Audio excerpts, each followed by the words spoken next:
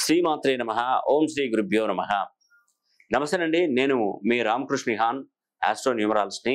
అందరూ ఎలా ఉన్నారు?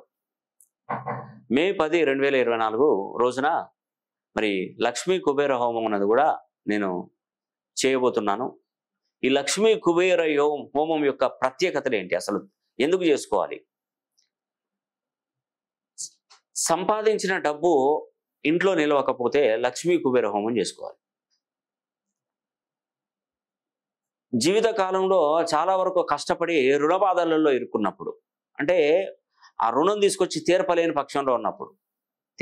పక్షంలో ఉన్నప్పుడు ఆ తీర్చడానికి లక్ష్మీ కుబేర హోమం అనేది కూడా ఎంతో ఉపయోగపడుతుంది. అదేవిధంగా వెట్టి చాకిరీ చేస్తుంటారు, బాగా కష్టపడుతున్నారు, 24 గంటలు కష్టపడేటువంటి పని చేసేటువంటి వ్యక్తులు కూడా ఉంటారు. వారికి ఒక పైసా కూడా మిగులుబాటు లేనప్పుడు, మానసికంగా స్థితిగతులు చాలా ఇబ్బంది పడుతూ, కుటుంబ ఫ్యామిలీ డిస్టర్బెన్స్ ఎక్కువగా ఉన్నటువంటి వారు ఈ లక్ష్మీ కుబేర హోమం కనుక జరిపించుకుంటే చాలా మేలు జరుగుతుంది. ఈ లక్ష్మీ కుబేర హోమం అనేది కూడా మే 10, 2024లో నేను జరిపిస్తున్నాను. మీ గోత్రనామాలు పంపిస్తే ఆ కుబేర హోమం అనేది కూడా, లక్ష్మీ కుబేర హోమం అనేది కూడా నేను జరిపిస్తాను. మీరు చేయవలసినటువంటి కార్యక్రమం ఏంటంటే, ఆ రోజు మీ ఇంట్లో 72 గంటల పాటు అఖండ దీపాన్ని వెలిగించాలి.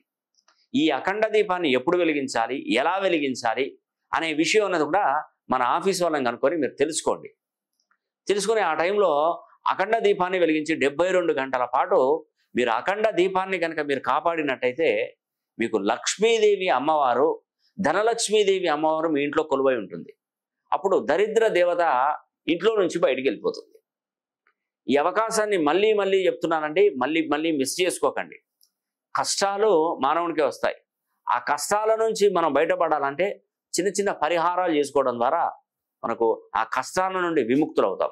మనకు ఒక మహాకవి శ్రీశ్రీ గారు చెప్పారు, ఏది తనంతట తానే నీ దరికి రాదు, శోధించి సాధించాలని మహాకవి శ్రీశ్రీ గారు చెప్పారు. ఎస్, ఏదైనా మనం చేస్తే కానీ ఆ ప్రతిఫలం పొందలేము.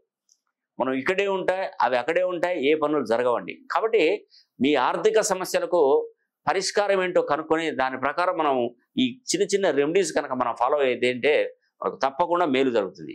ఈ అవకాశం సద్వినియోగం చేసుకోవాలని కూడా మనస్ఫూర్తిగా కోరుకుంటూ సెలవు తీసుకుంటున్నాను. సర్వే జన సుఖినో.